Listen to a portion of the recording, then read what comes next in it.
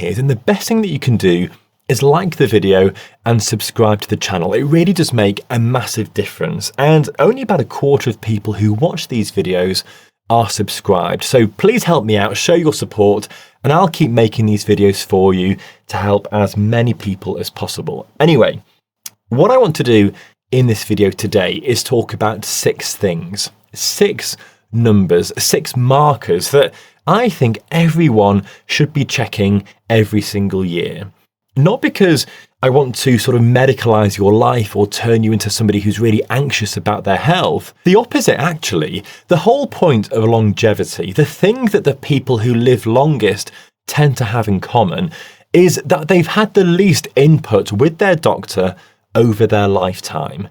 Not because they've been lucky, but because they've looked after themselves well enough that serious intervention was rarely needed. It's a bit like a car. If you do the MOT every single year, if you check the oil and you pay attention to the warning lights and you deal with the small things before they become big things, then that car will last far longer than one that only ever sees a mechanic when something has already gone wrong. I hope that makes sense. Your body is very similar, and the 6 things that I'm going to talk about today are like your dashboard. The thing is, most of these patients that I talk about hadn't just been completely fine and then suddenly collapsed. They'd had symptoms. They'd felt a bit off.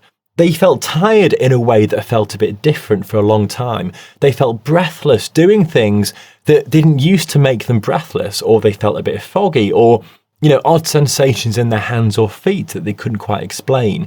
And almost universally, they'd put it down to getting older, which is completely understandable because when symptoms come on very gradually over months or years, your brain adjusts to them. They become your new normal. And the thing is, you've only ever lived in your own body. You don't have another version of yourself to compare all of these symptoms to. You don't know whether the tiredness you feel is just what a 55-year-old tiredness feels like, or whether it's a sign that something else has been quietly going wrong for the past 3 or 5 years. So what is actually going on with these patients? What are we seeing when we do these tests? Well, a lot of the time it comes down to one of a handful of things, or more often a combination of them.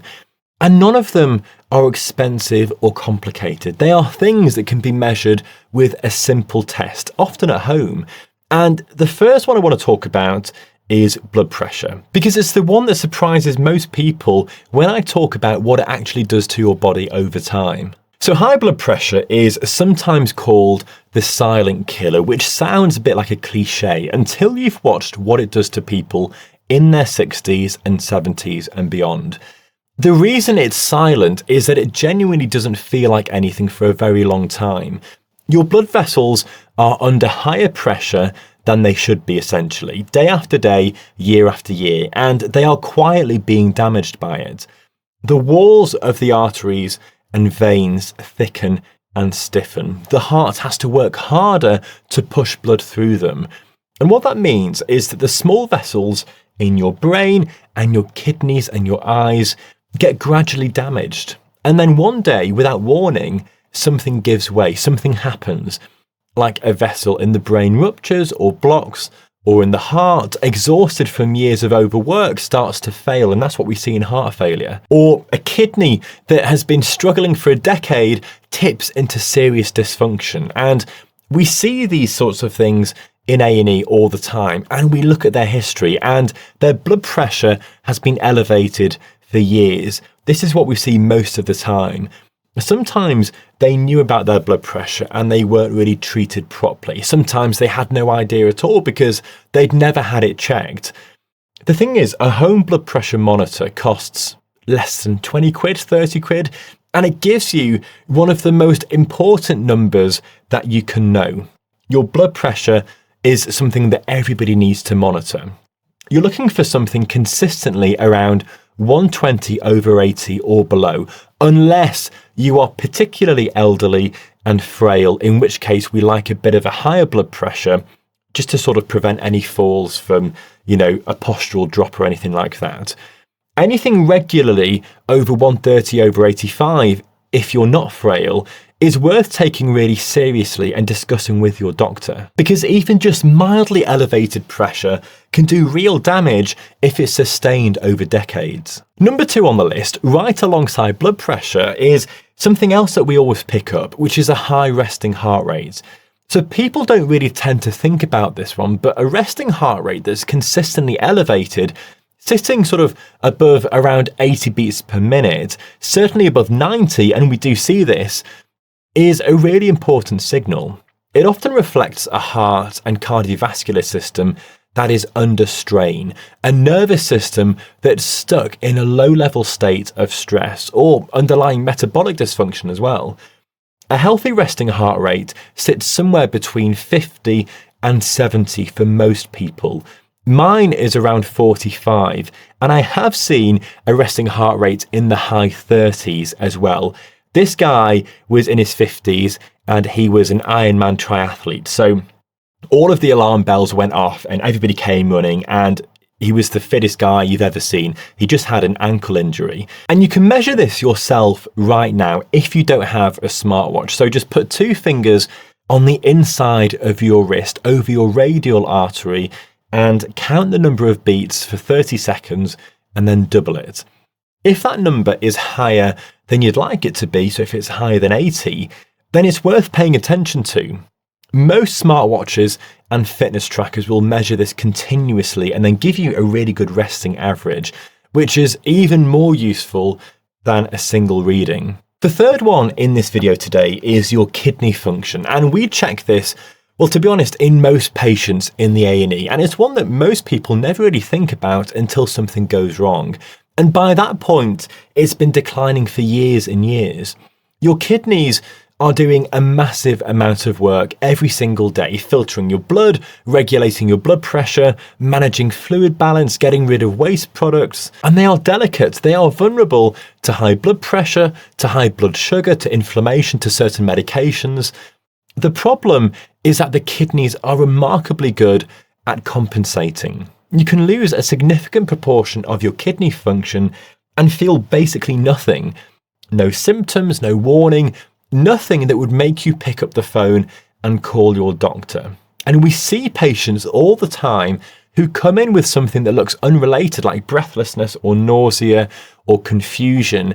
And we run a basic blood test for this patient, and then we find that their kidney function is severely impaired. They have kidney failure. And when we dig deeper into the history, the signs had been there on previous blood tests from the GP, quietly getting worse for years without anybody putting the pieces together. So much of this is just put down to aging, and this is wrong. This is one that you actually do need a blood test for. It's called your EGFR, estimated glomerular filtration rate, but it is a standard part of any basic blood panel that your doctor can arrange really easily. And you can also get it done privately as well if you're struggling with that. It might cost, I don't know, 50 or 100 quid. But if you do that once a year, it's really worth doing. Now, your triglycerides and LDL cholesterol are another piece of this puzzle. And I want to be careful here because the conversation around cholesterol has been sort of quite noisy recently and, to be honest, very confusing. I did a video recently on statins that has become quite popular, and I'd recommend checking that out if you're confused about whether to take a statin or not. What the evidence consistently shows is that elevated LDL cholesterol and chronically high triglycerides, and I'm talking about the stuff on just a standard blood panel at the moment, these are really meaningful contributors to cardiovascular disease over a long time. They are part of the process that leads to plaques building up inside your artery walls, the process that eventually causes heart attacks and strokes. And again, you feel none of this happening. There are no symptoms of high triglycerides. There are no warning signs of an elevated LDL sitting in your blood. It is invisible until the consequences aren't. And again, this is just a really cheap, easy blood test that we do all the time that your GP should be able to do for you. And if you can't get it through your GP, then go privately. The next one on this list is all about your blood sugar, and this is the one that most people underappreciate, but it's the one that you can fix most easily. So We run a random glucose test on most patients in the A&E, and very often we find it is elevated. Not a sort of diabetic level necessarily, but higher than it should be. And then what we do, either on the ward or sometimes in the A&E as well, we run an HbA1c or A1c if you're in America, which is a test that shows your average blood sugar over the past 2 to 3 months, not just what it is at this exact moment right now. And that often is elevated as well. And what this tells you is that somebody's blood sugar has been running high consistently for months or even years, to be honest. Not just spiking occasionally in response to a sugary meal or refined carbs, but chronically elevated day after day. And that is the environment in which blood vessels become damaged, where your nerves get damaged, where your kidneys and your heart get damaged as well. A healthy HbA1c sits below 42 if you're in the UK, or below 5.7% if you're in America, but really the lower the better. And this is something you can address really easily with walking after meals and trying to include as much fibre and protein and roughage in everything you eat. And finally, the last test on the list today is your LFT, liver function test. And again, this is a really cheap test that we do all the time for most patients that come through the doors. And what we find again and again is that, these tests are quietly abnormal in people who had no idea at all. And the most common reason for this is fatty liver disease, which is becoming increasingly common these days. We see it all the time. And this is almost entirely driven by diet and your metabolic health and your activity levels. So too much sugar, too many refined carbohydrates, too little movement, and the liver starts accumulating fat. This does not hurt. It doesn't cause any noticeable symptoms. It just quietly becomes less efficient over time and more inflamed and more damaged over time. And a damaged liver affects everything. It affects your cholesterol, your blood sugar regulation, your hormones, your ability to process medication properly. It is really important. A liver function test is just a standard, cheap test that your GP can arrange for you. Or if you're having problems, it is again a test that you can get privately. And it's worth saying, I don't get any money or benefit from suggesting that. In an ideal world, our doctors would just do this for us every year to try and prevent things in the future. But that is another story. Now, if your results come back with a raised ALT or AST, which are enzymes that leak into the blood when liver cells are under stress, then clearly that is something that needs addressing properly with a doctor's appointment where they examine you, they take a thorough history, and probably some imaging as well, probably an ultrasound. And this brings me to the final point in this video. And it's worth saying that this isn't meant to scare you. It is meant to say that we have the tools available to see things coming. The technology exists right now to measure the things that matter. Blood pressure, resting heart rate, HbA1c, kidney function, triglycerides, LDL, and liver function tests, and to catch problems while they're still problems rather than after they've become catastrophes.